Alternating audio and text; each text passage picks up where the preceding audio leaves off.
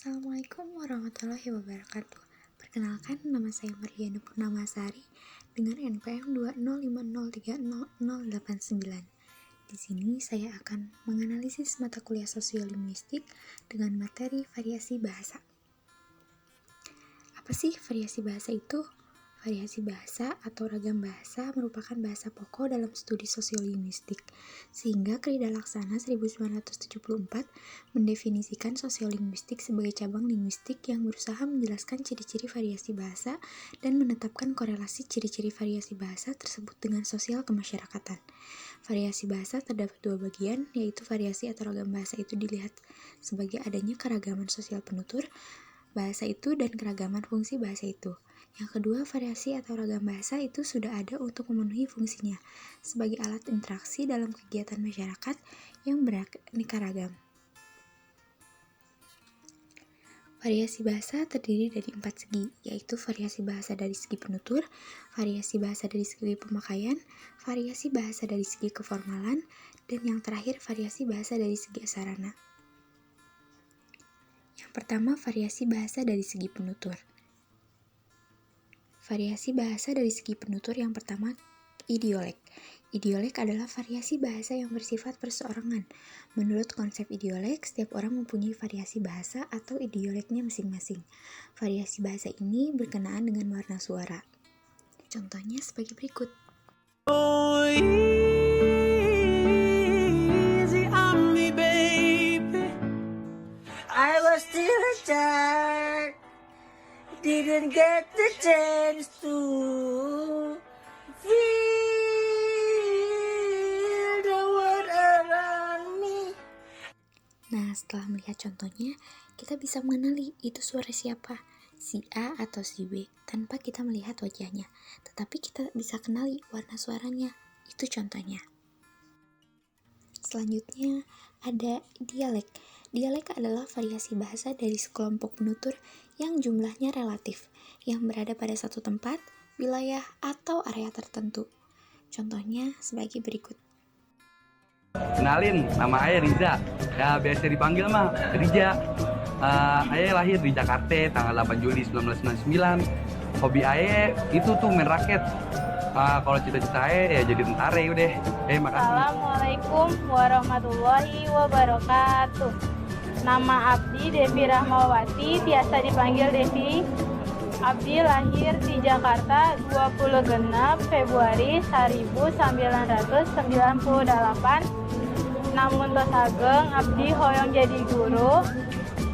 Karesep Abdi baca novel. Terima kasih.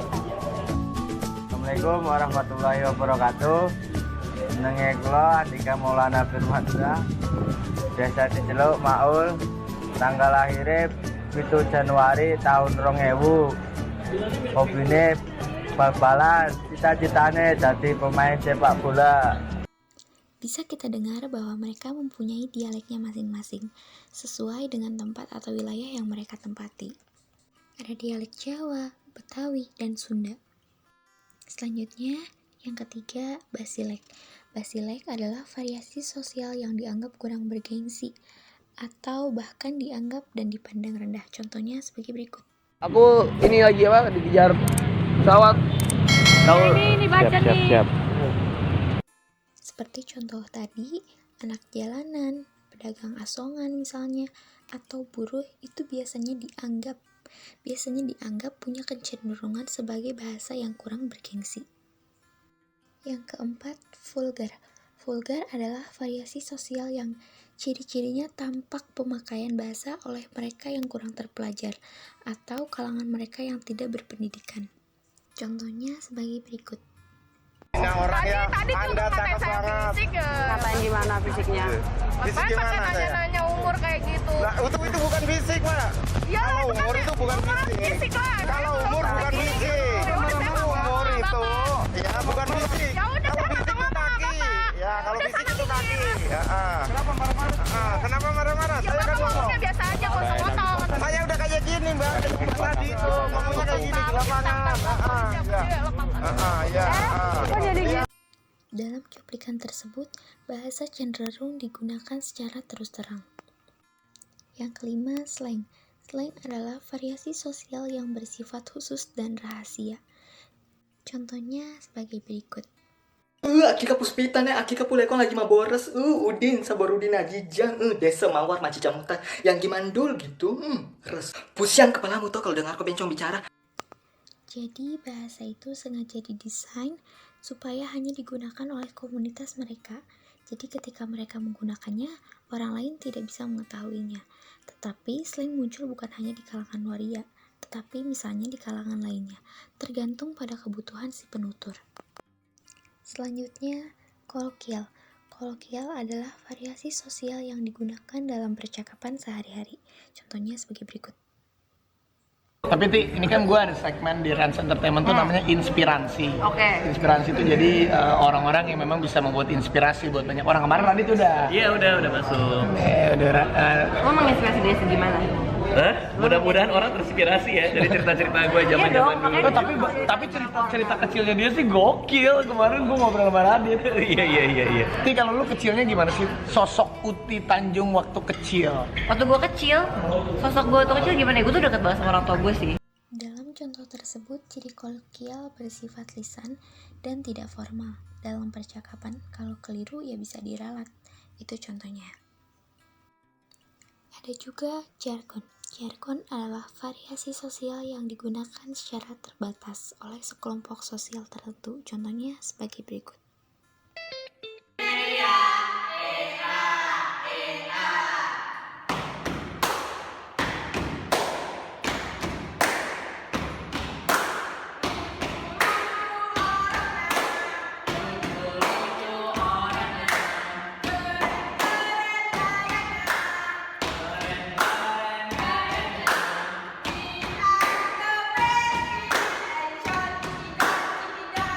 Selanjutnya, argot.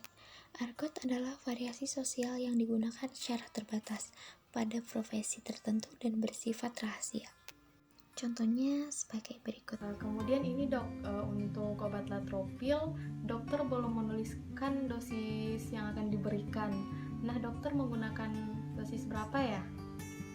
Selanjutnya, ken. Ken adalah variasi sosial tertentu yang bernada memelas.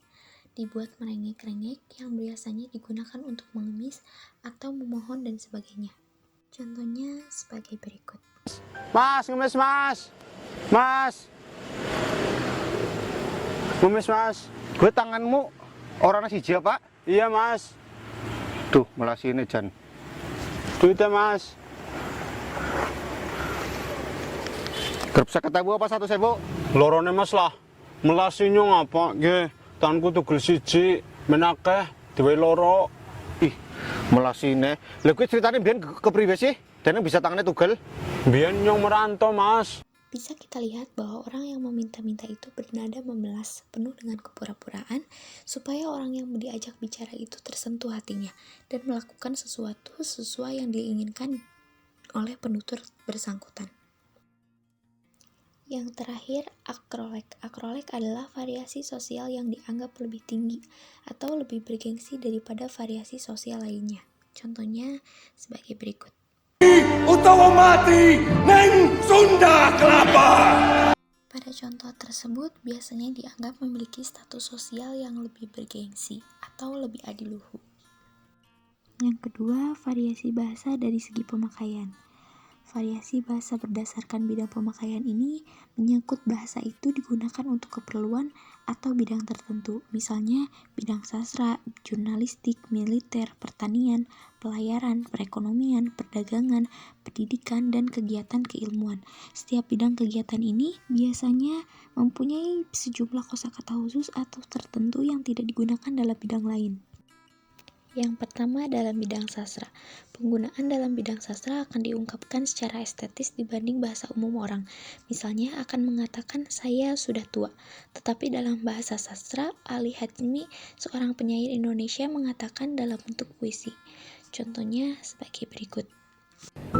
Menyesal. Karya A. Hashim. Pagiku hilang sudah melayang, hari mudaku sudah pergi, sekarang petang batang usiaku sudah tinggi. Yang kedua, penggunaan bahasa dalam bidang jurnalistik. Ragam bahasa jurnalistik mempunyai ciri tertentu, yakni bersifat sederhana, komunikatif, dan ringkas. Sederhana karena harus dipahami dengan mudah, komunikatif karena jurnalistik harus menyampaikan berita secara tepat dan ringkas. Dalam bahasa Indonesia, ragam jurnalistik ini dikenal dengan sering ditinggalkannya awalan me atau ber, yang dalam ragam bahasa baku harus digunakan. Contohnya sebagai berikut. Halo, selamat sore pemirsa. Sekilas kabar petang kembali hadir di sela-sela aktivitas Anda. Bersama saya, Ramadhani Safira, yang akan memberikan berita-berita terkini, teraktual, dan terpercaya hanya untuk Anda. Berikut berita utama kami pada sore hari ini. Yang terakhir, penggunaan bahasa dalam bidang militer. Ragam bahasa ini dikenal dengan cirinya yang ringkas dan bersifat tegas, sesuai dengan tugas dan kehidupan kemiliteran yang penuh dengan disiplin dan instruksi. Contohnya sebagai berikut. Selamat sore.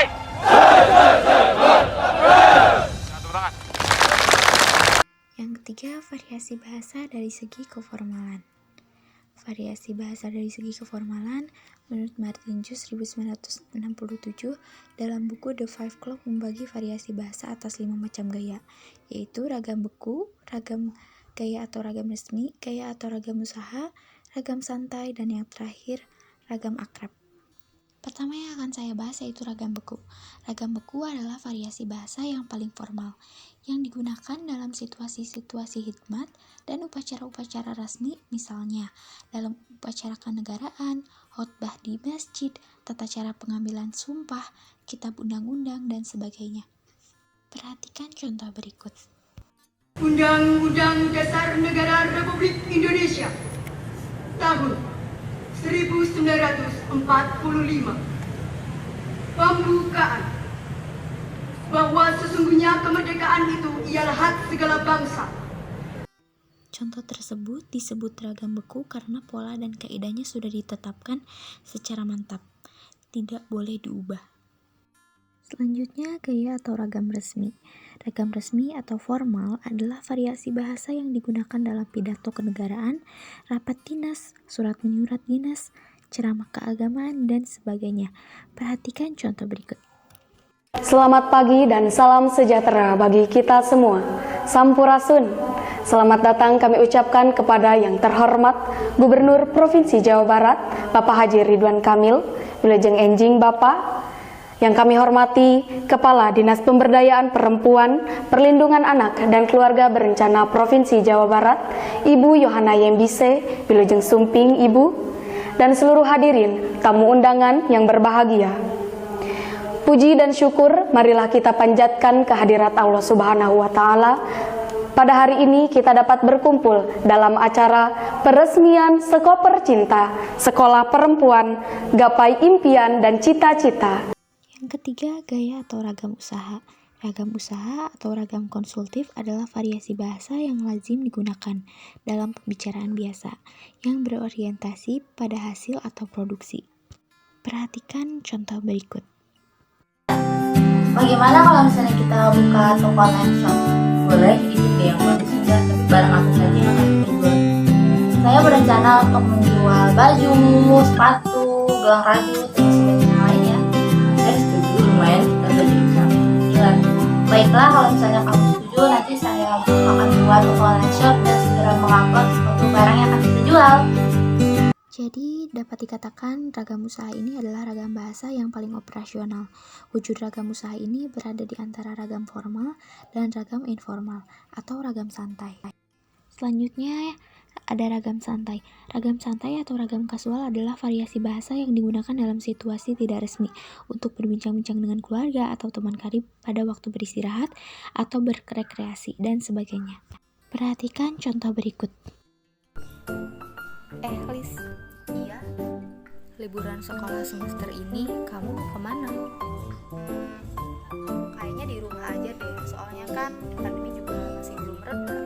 Iya juga ya, padahal aku mau banget liburan ke pantai. Tapi kayaknya nggak jadi dulu deh. Iya tuh, situasi kayak gini lebih baik di rumah aja dulu, Mel. Iya. Gimana kalau besok kita olahraga bareng di rumah aku. Yang terakhir, ragam akrab.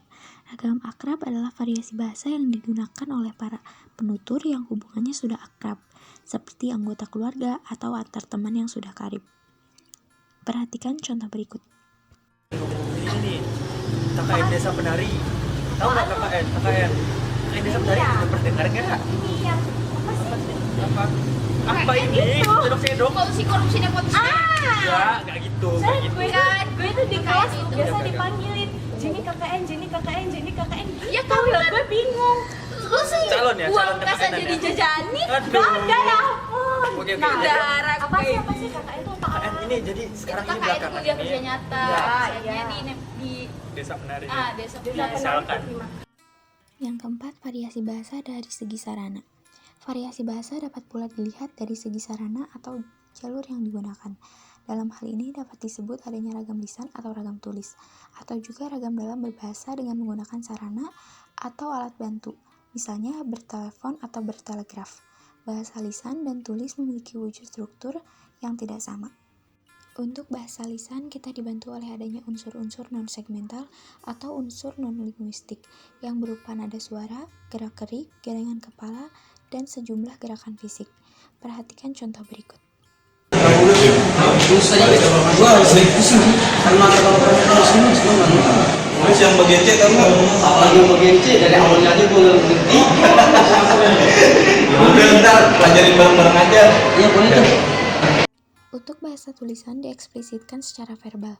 Kemudian ragam bahasa tulis, informasi yang digunakan berupa tulisan atau simbol-simbol serta tanda baca yang memiliki makna agar pembaca dapat mengerti apa yang ditulis. Perhatikan contoh berikut.